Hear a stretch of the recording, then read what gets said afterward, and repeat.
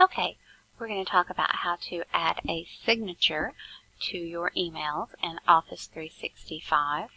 So from the main menu, you have your little boxes up here that give you access to your apps. If you click on them, click on Mail just to make sure you are in your mailbox.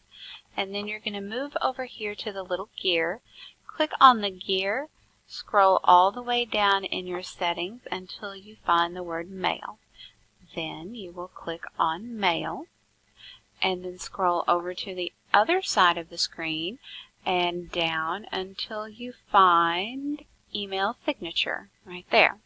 So you will click on Email Signature and a box will come up for you to edit your signature. There are two click boxes here. I have both of them clicked on mine to automatically include my signature on new messages that I compose, and to automatically include my signatures on messages that I forward or reply to. This is especially important if we're all replying back and forth to each other. If we include our signature, we'll know who said what.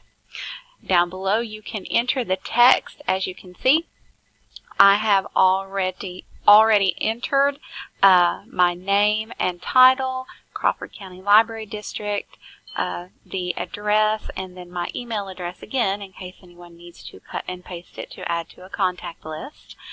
And I'm going to show you to do your bolding after you have typed it in. You would just click the B for bold and it makes the text bold.